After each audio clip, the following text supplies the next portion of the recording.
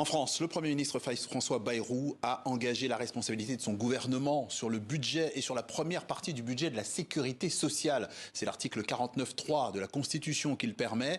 Le gouvernement Bayrou s'expose à une motion de censure qui a peu de chances d'aboutir, notamment parce que le Parti socialiste ne devrait pas la voter. Richard Verly nous a rejoint sur ce plateau. Bonjour, Bonjour. Richard, vous êtes analyste politique pour Blick.fr et pour TV5 Monde. Le PS hier et ce matin, le Rassemblement national, eh bien, ils ont pris position, donc il n'y a plus de suspense, ou en tout cas quasiment plus. Le gouvernement Bayrou ne devrait pas tomber, Richard. Mais quel est le prix pour M. Bayrou de ce maintien en place?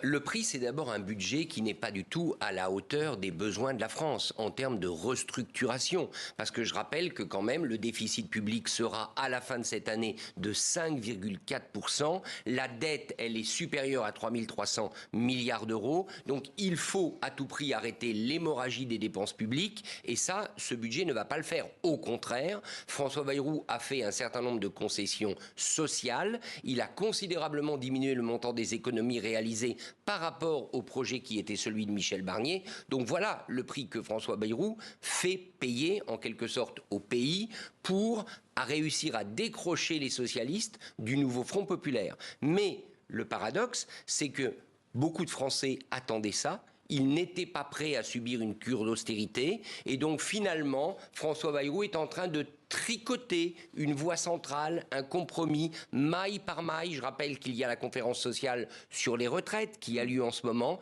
L'objectif de François Bayrou, il est toujours le même. 1, c'est de survivre, et 2, de rapprocher les socialistes du bloc central, peut-être en leur ouvrant les portes du gouvernement dans un deuxième temps, parce que si les socialistes, rien que les socialistes, ne votent plus la censure, l'avenir de François Bayrou est assuré. Le Rassemblement national, c'est une autre histoire. Alors c'est une très mauvaise nouvelle, en tout cas pour le nouveau Front populaire. Vous l'avez dit, l'alliance de gauche opérée en juillet dernier autour des insoumis, des écologistes, des communistes et des socialistes, elle n'a plus vraiment de sens finalement cette alliance. Et qui a le plus à perdre dans la fin du NFP ?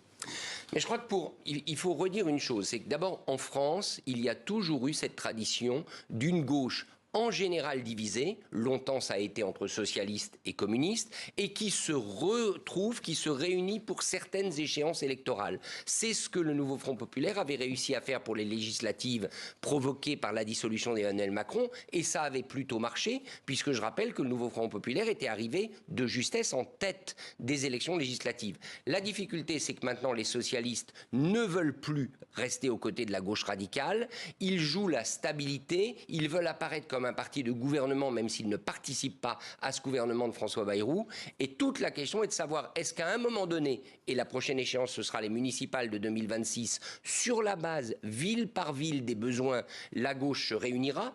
À ce moment-là, le Parti socialiste aura limité les dégâts, ou est-ce qu'au contraire, le fossé va se creuser et que les insoumis, qui eux présentent les motions de censure et qui sont furieux contre les socialistes, eh bien ils vont être tentés de faire cavalier seul, coûte que coûte, avec les écologistes et avec les communistes aux municipales de 2026.